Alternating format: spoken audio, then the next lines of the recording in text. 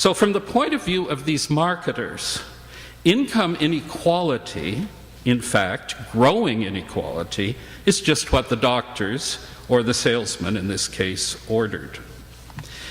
And you could ask, well, why is this so?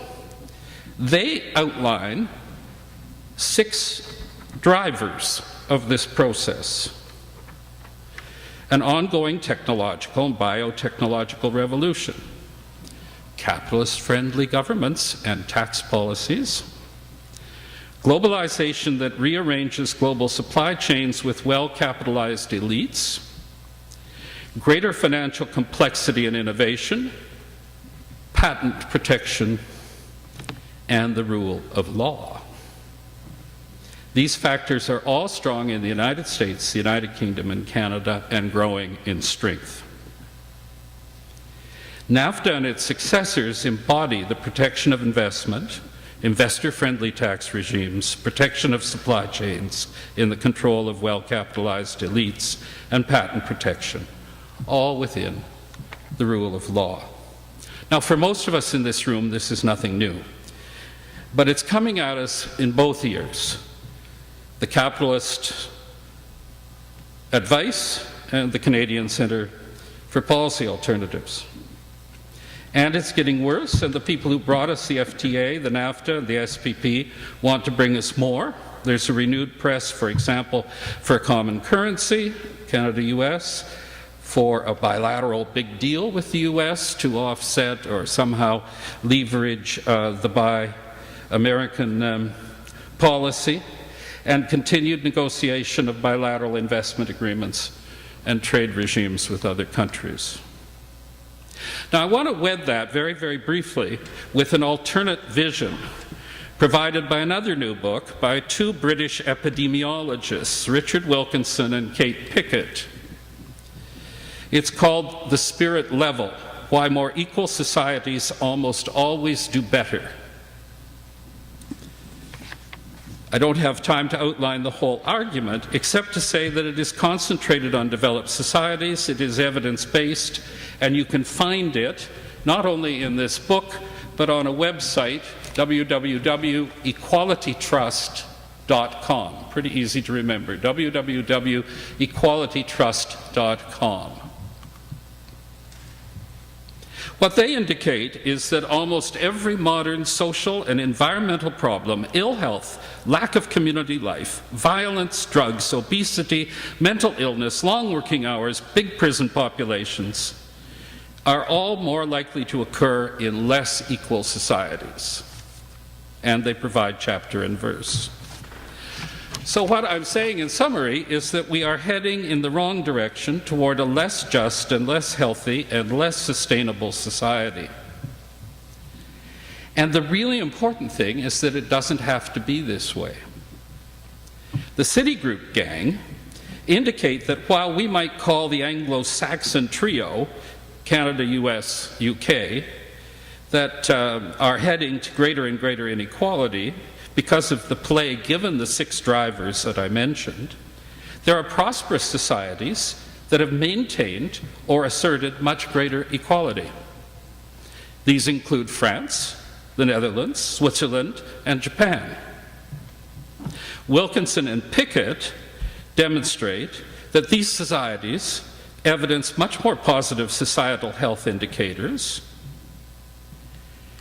and that they avoid the US, UK, Canadian policy toward societies which are in fact becoming, in many respects, more unjust and, in some cases, more violent. As the English philosopher John Gray pointed out in his book on globalization, False Dawn, a few years ago, you can have an economy like that of the United States if you want an incarceration rate 14 times that of Japan. The danger for Canada is so clear that even the Conference Board of Canada, one of the business-supported think tanks, in their recently released comparative society study placed us 9th on a list of rich economies, albeit ahead of the United States at 17th, but with ratings of D on working age poverty, C on income inequality, child poverty, and gender income gap. How am I doing on time? Okay, I want to just take a brief look at the issue of sustainability.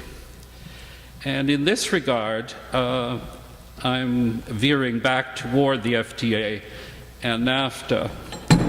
We're all aware of the US strategy to reduce independence on offshore oil, and of Canada's claims that we are now an oil petroleum superpower, and of Canada's increasing dependency on exports of dirty oil from the tar sands to the United States, winning us the international recognition as the worst environmental behavior,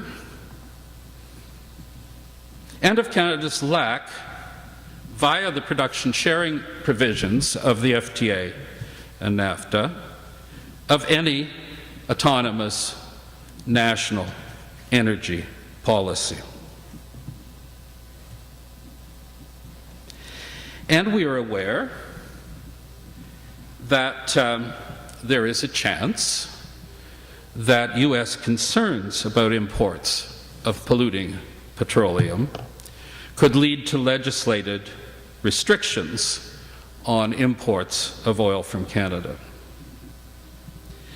And we are aware of the organization of the Consumers Energy Alliance, which, despite its disarming name, is an alliance based among ExxonMobil, ConocoPhillips, and Royal Dutch Shell, who are dedicated to defeating environmentally sound, anti-dirty oil legislation. Where does that leave us in Canada?